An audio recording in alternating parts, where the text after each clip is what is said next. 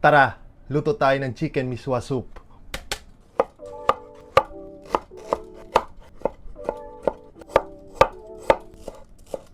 Oil, garlic, onions, ginger,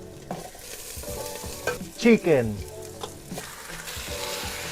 black pepper, patis, water, chicken cube. Pakuluan muna natin ng 30 to 40 minutes or hanggang lumambot ang manok. Patola, green na sile. I-simmer natin ng 2 to 3 minutes. Dahon ng sile. Miswa.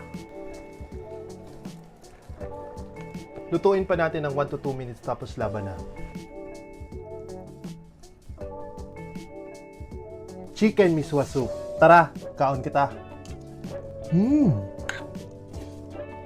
Bagay na bagay yung miswa sa manok. Ang sarap ng sabaw. Puwerte.